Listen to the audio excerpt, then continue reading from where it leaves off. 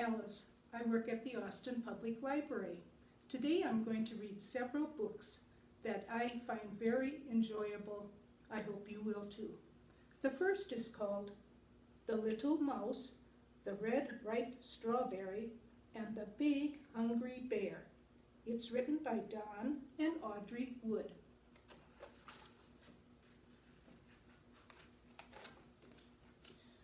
Hello, little mouse. What are you doing? Oh, I see. Are you going to pick that red ripe strawberry? But little mouse, haven't you heard about the big hungry bear? Oh, how that bear loves red ripe strawberries. The big hungry bear could smell a red ripe strawberry a mile away. Especially one that has just been picked.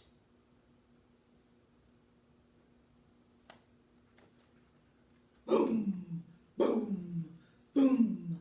The bear will tramp through the forest on his big, hungry feet and sniff, sniff, sniff, find the strawberry.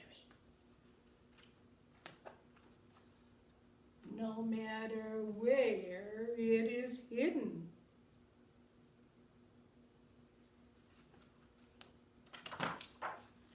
Or who is guarding it, or how it is disguised.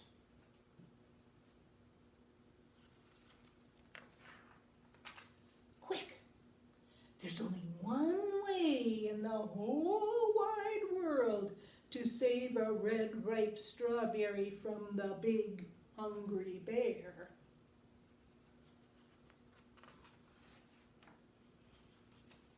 Cut it in two.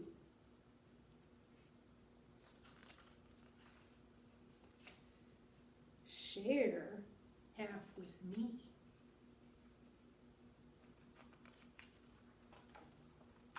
And we'll both eat it up. Yum!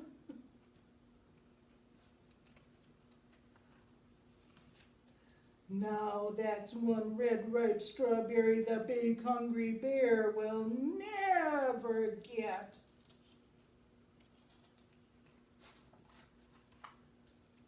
The end. For those who like red ripe strawberries, enjoy them so the big hungry bear doesn't get them. The next story I'm going to read is called Dewey. There's a cat in the library, and what's special about this book is that it's a true story, and also while your mom is reading it to you, she can also get an adult version called Dewey. So I hope you enjoy this story. Dewey, there's a cat in the library.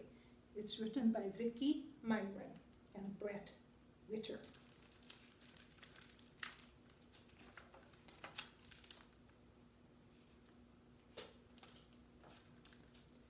Every night, people left books in the return box of the library in the small town of Spencer, Iowa.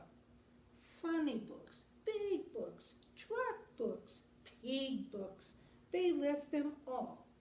But one night, on the coldest night of the year, someone left a strange surprise.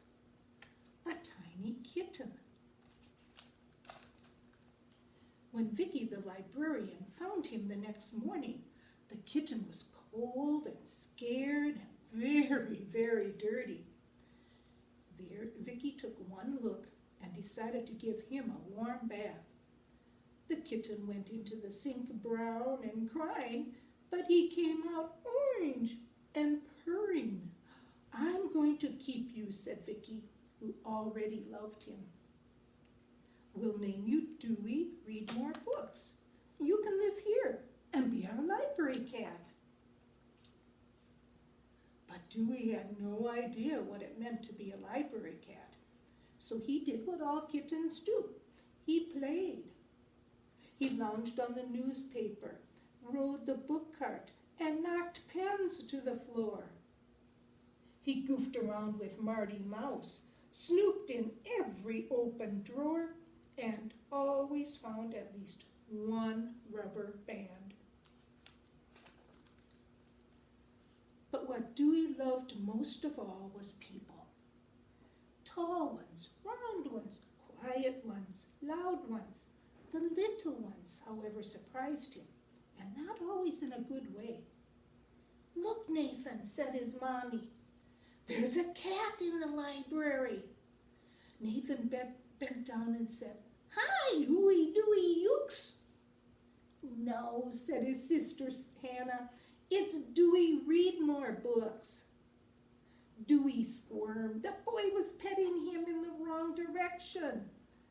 Dewey loved to be petted, but he hated being petted in the wrong direction. Dewey was licking his fur back into place when he heard a strange sound. Wah! Dewey's ears perked up. He looked around. Wah! Wah!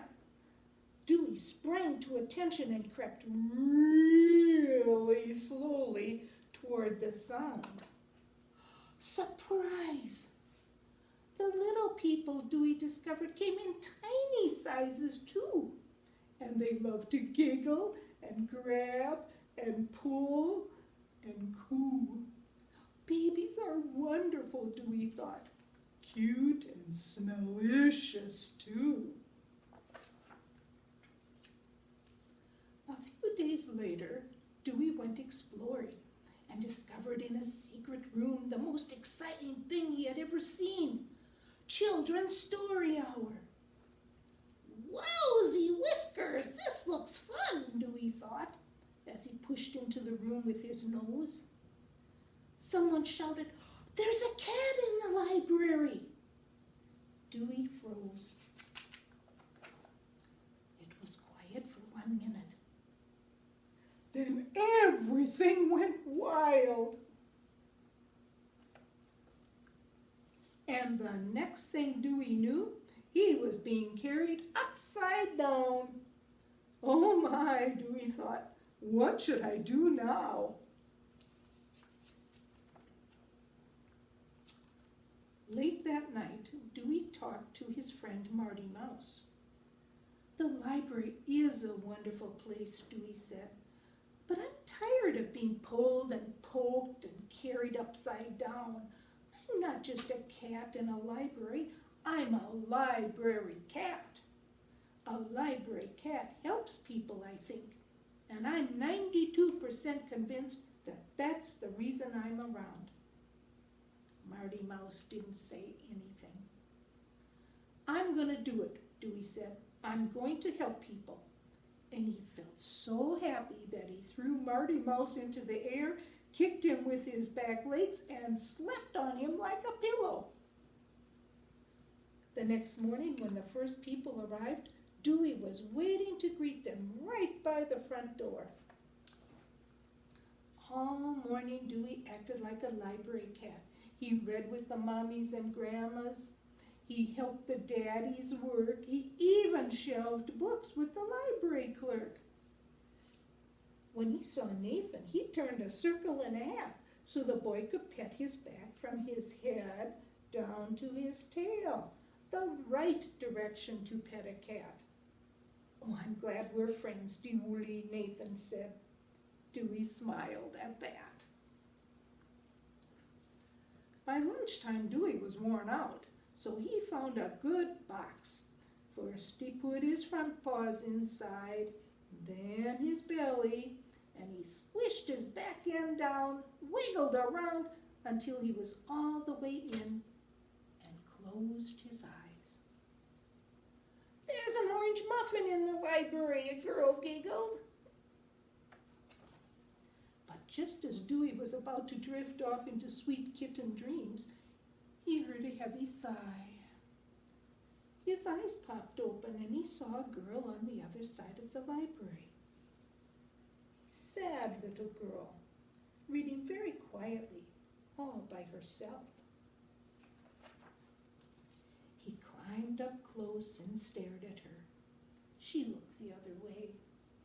He sniffed her hand. She wouldn't play.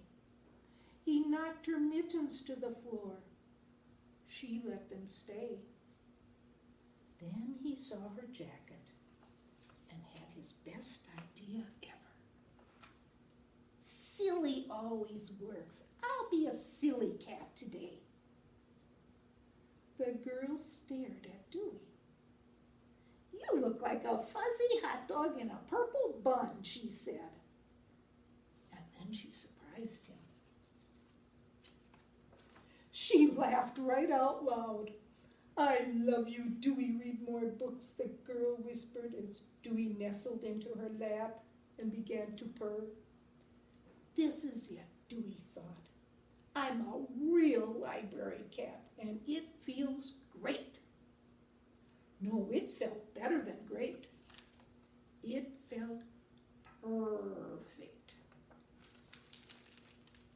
And that's the end of Dewey. I have one more book. It's called, since we've already talked about kittens, let's talk about dogs. It's called No Roses for Harry by Jean Zion.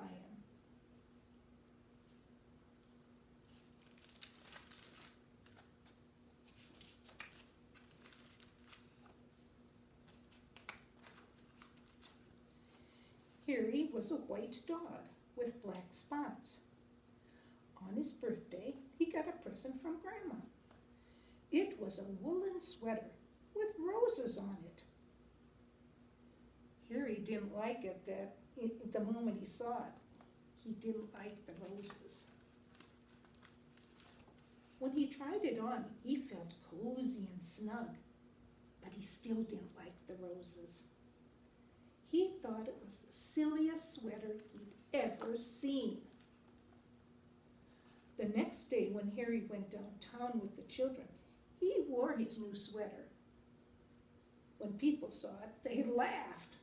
When dogs saw it, they barked.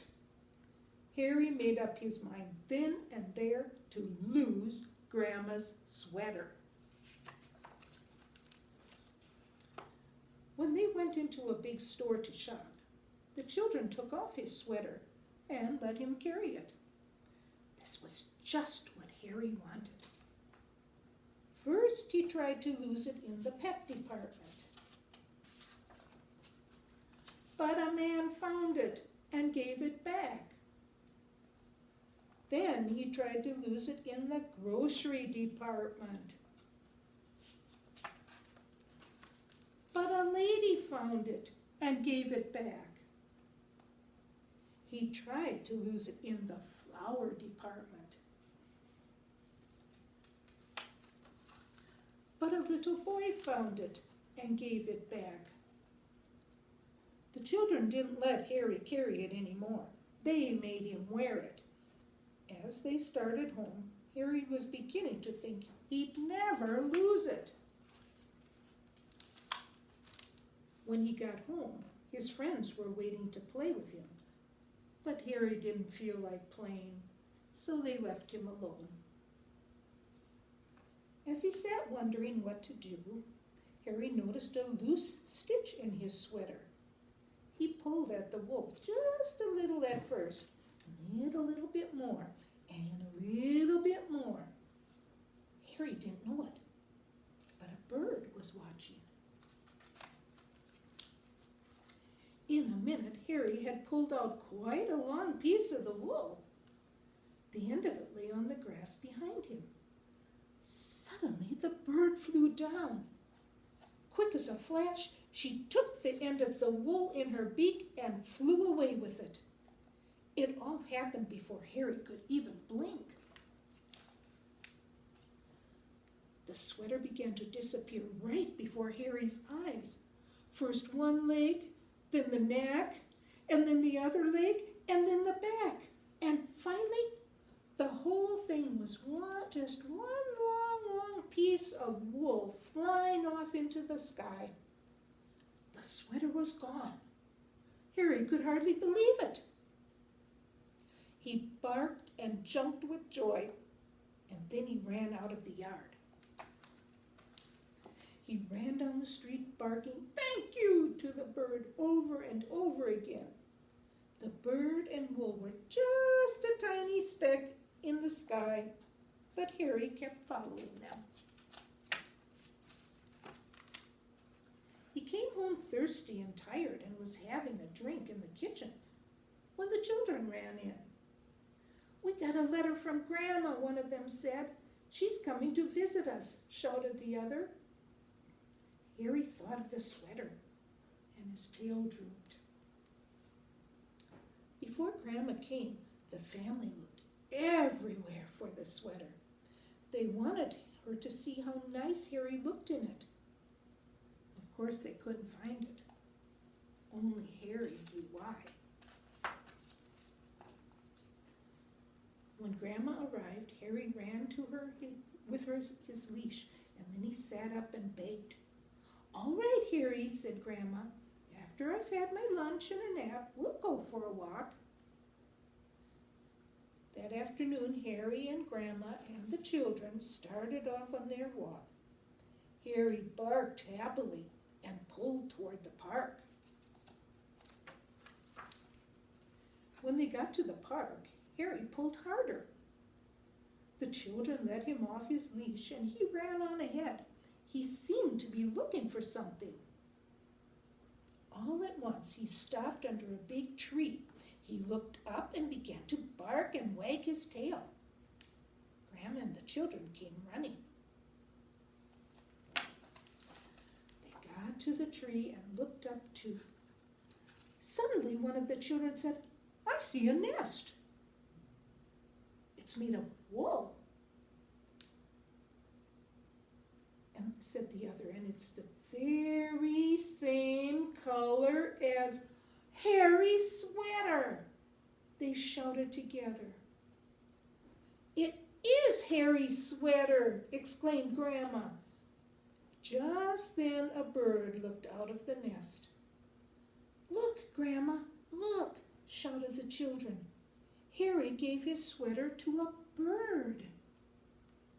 "I wonder how he did that," said Grandma. The bird sang and Harry wagged his tail even harder. At Christmas, Harry got a present from Grandma. It was a new sweater. Harry liked this one very much. When he tried it on, he felt as cozy and snug as the bird in the nest. But best of all, it was white with black spots. Thank you for listening for these stories. I hope you enjoyed them.